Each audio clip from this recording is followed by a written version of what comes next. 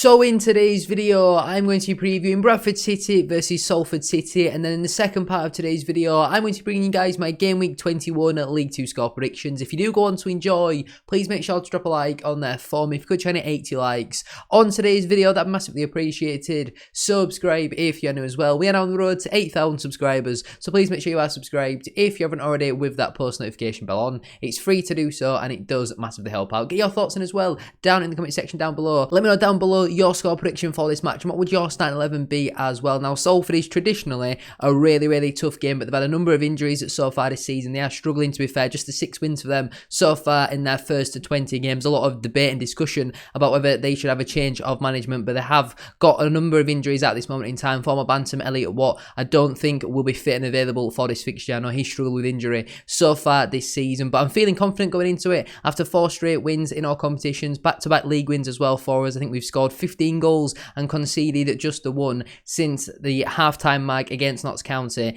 in our last 4.5 matches. So really good form for us at this moment in time. Alexander has got us cooking, but Salford are going to be no mugs. It is going to be a tough game. So make sure to drop a like on there for me. Subscribe if you're new as well. And let's get into it. Channel memberships are now cheaper than ever, with Tier 1 costing just 99p. Tier 2 has been reduced from $3.99 a month down to $1.99 a month. And Tier 3 has been reduced from $8.99 a month down to just $4.99 a month. Your support, as always, is massively appreciated. And the more members that we have, the better the content will be. Enjoy the rest of the video. So if we start out then with the current Sky Bet League 2 table, my team Bradford City, we currently sit 14th in the table. After 20 matches, we've got 7 wins, 5 draws and 8 defeats, scoring 24 goals and conceding at 27. That leaves us then on a -3 goal difference and 26 points. Our last couple of matches have been a win, a loss, and a loss. Them last couple of matches then being a 4-0 win in the Football League Trophy round of 32 at home to Liverpool's under-21s on Tuesday night. A 3-0 win away at Forest Green Rovers in our last league match, which did see Ash Taylor pick up a red card in that match, so he's going to be banned for this one against Salford. We also had a 1-0 win at home to Accrington Stanley, a 5-1 win at home to Barnsley in the Football League Trophy, a 4-2 defeat away at Notts County, a 2-1 defeat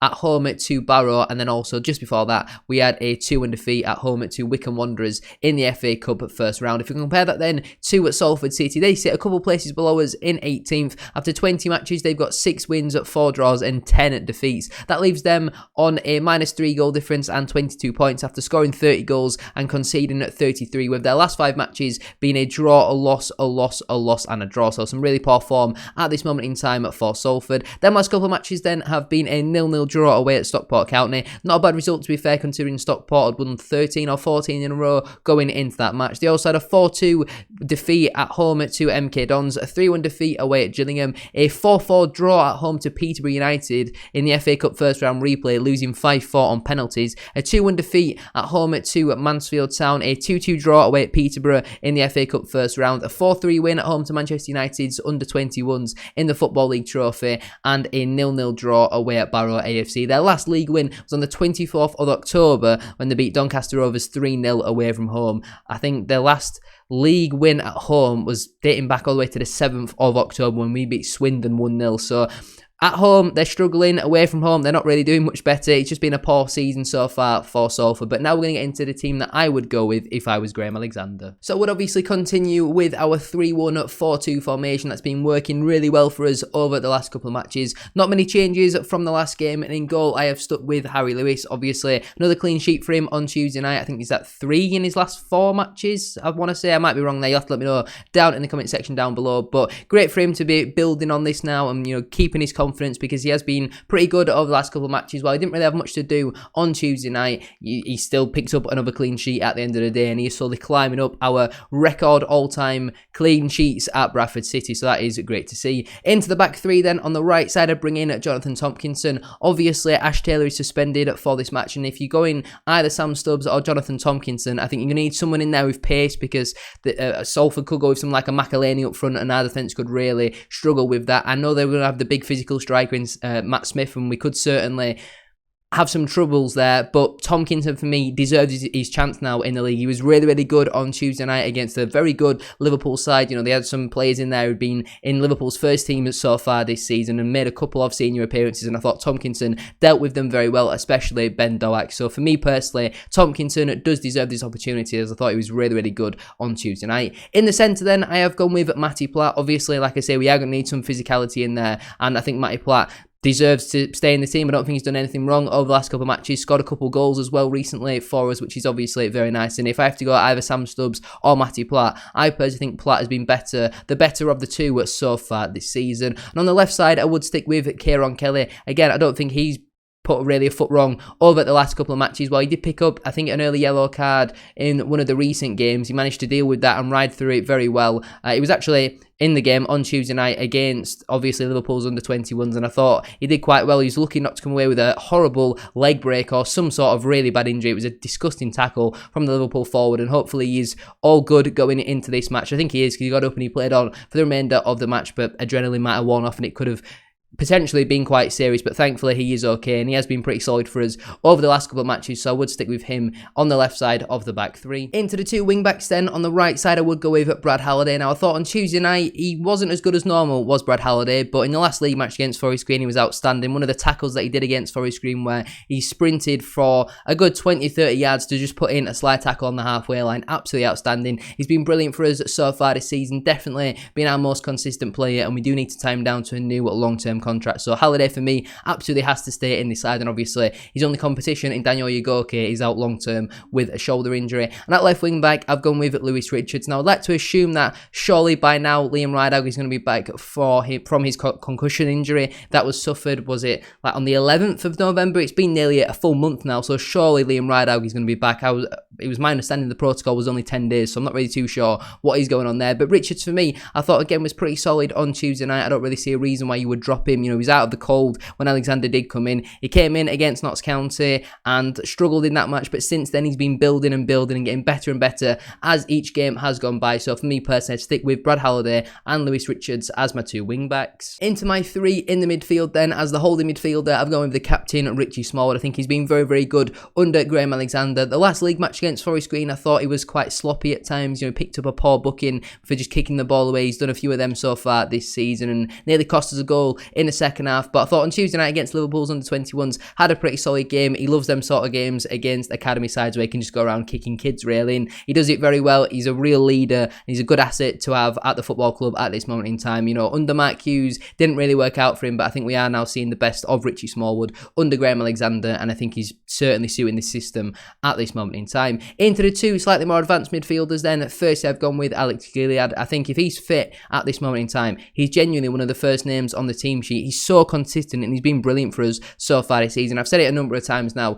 My opinion when he signed the new contract in the summer is I wasn't really too impressed, and he had to be a backup at the absolute most, but he's absolutely won me over. He's convinced me that he needs to be starting week in, week out now. Not just his energy and his legs that he brings to the side, but he's bringing quality. He's bringing shots now, which he wasn't really doing last season. He's shooting a lot more, and I think Alexander is getting the best out of Alex Gilead. So for me personally, he absolutely has to stay in the side. And partnering him, I was tempted to go Clark Adore, but I have stuck with it. Jamie Walker obviously scored his 5th goal of the season in the last league match against Forest Green Rovers, and I don't think he did too much on Tuesday night. I thought he was fairly anonymous, and I thought Clark Adore, you know, did do quite well in that role, but Walker, he's got that experience, and in what is traditionally Bradford versus Salford, quite a big game in League 2, you know, two sides you expect to be in and around challenging for the playoffs. While their season hasn't quite started out like that, I could certainly see both sides making a push towards the playoffs in the second half of the season. This is the type of game that Jamie Walker would come up with a big goal, so hopefully he can do that once more, because he scored a decent amount of goals in the month just gone by. So if he can stay fit, I think he certainly will keep himself in the side. But my midfield three would be Richie Smallwood, Alex Gilead and Jamie Walker. And into my two strikers then, at first I've gone with Andy Cook. Great to see him pick up another goal on Tuesday night. I think that takes him to 9 now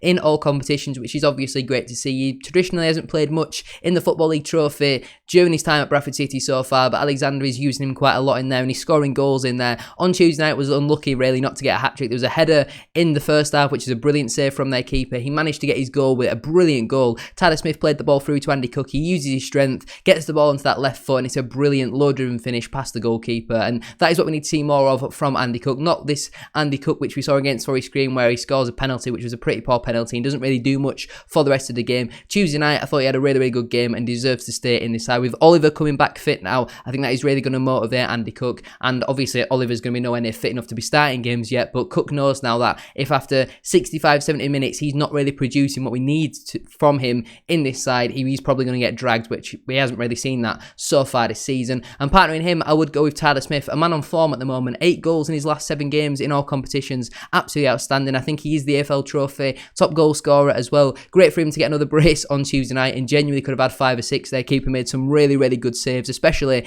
in that second half. But great for Smith to obviously get another brace, and hopefully he can come up with another goal in this one. On the bench then, it's a very, very strong bench in my opinion. I've gone with Colin Doyle, Sam Stubbs, Alex Patterson. Great to see him return from injury on Tuesday night. Bobby Poynton, Clark Adore, Harry Chapman, and Verdane Oliver. It's a very attacking bench, but we've got a lot of quality in the final third, and obviously Poynton, Adore, and Chapman can all play as midfielders. The players currently unavailable then are Daniel Ugoke, Ash Taylor through suspension, Liam Rideout and Kevin McDonald are both, I believe both of them are still unavailable as well. So the players who miss out then through selection will be Harvey Rowe, Emmanuel Sidibe, Adam Wilson, which I feel really bad on because I like Adam Wilson, but I just don't see a way in where he does fit in at this moment in time. Rehan Tulloch and Chisholm Afoka are 2 players that are probably going to be forgotten about and will probably not play for Bradford City again unless we get an injury crisis in the next month or so. And also Matt Derbyshire, I think he'll be one of the first players out the door come January. Now let's get into my game week 21 at League 2 score predictions. Starting out then with AFC Wimbledon versus Swindon Town, I'm going to go with a Desmond 2-2 draw. Accrington Stanley versus Doncaster Rovers, I'm going to actually back Donny for a 2-0 away win.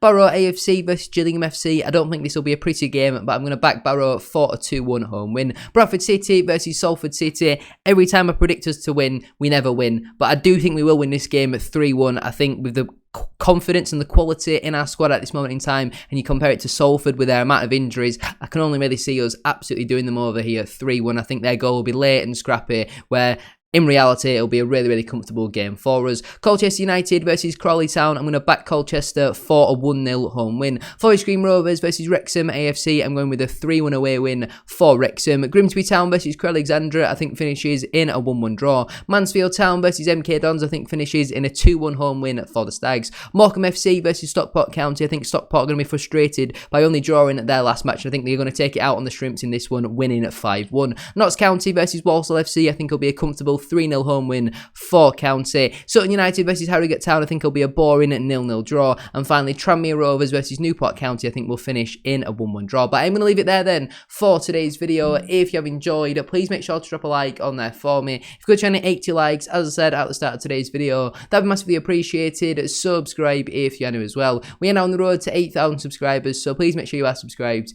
If you haven't already, with that post notification bell on, it's free to do so, and it does massively help out. Get your thoughts in as well down in the comment section down below. Let me know your starting 11 for this game and what is your score prediction as well. Thank you all very much for tuning in. Have a great rest of your day, and I'll see you very soon for another one.